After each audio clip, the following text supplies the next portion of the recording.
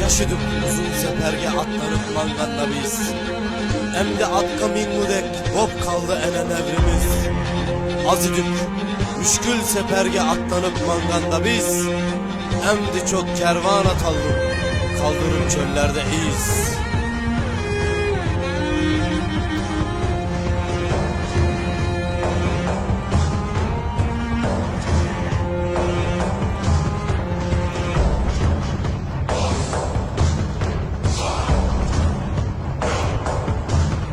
Kaldı iz çöller ara, gahi davanlarda yene.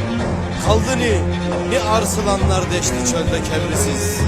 Kevrisiz kaldı demek, yulgun kızargan dalida. Gül çiçek keper günür, tankla baharda kevrimiz. Kaldı iz, kaldı menzil, kaldı uzakta hemmisi. Çıksa boran, göçse kumlar, hem kömülmez izimiz. Toktumaz kervan yolida, gerçi atlar pek oruk. Kap bizi bu izni bir gün, evrimiz ya evrimiz.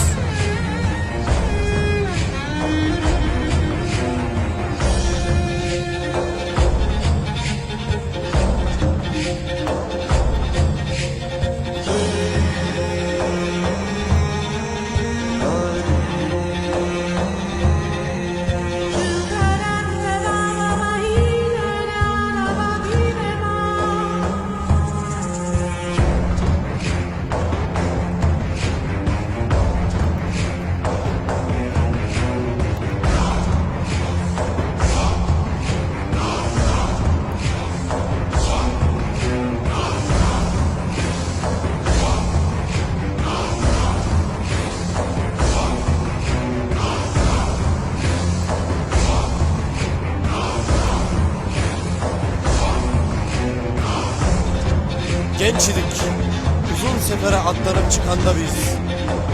Şimdi ata binecek kadar oldu torunlarımız. Az idik zorlu sefere atlanıp giderken biz. Şimdi büyük kervan anıldık, bıraktık çöllerde iz.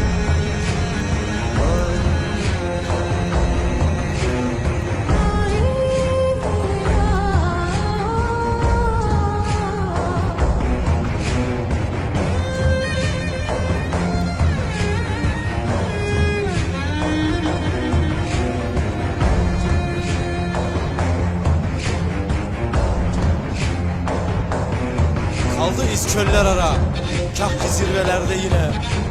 Kaldı nice arslan yiğitler ıssız, çöllerde kabirsiz. Kabirsiz kaldı demeyin, ılgın kızarırken yaylada. Gül çiçeğe bürünür, yarın baharda kabrimiz. Kaldı iz, kaldı menzil, kaldı uzakta cümlesi. Çıksa boran, göçse kumlar, hem gömülmez izimiz.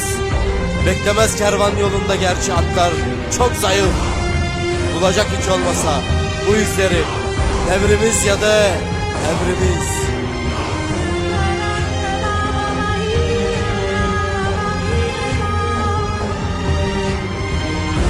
Gök bilge Atsız Bey adına, tini şad olsun.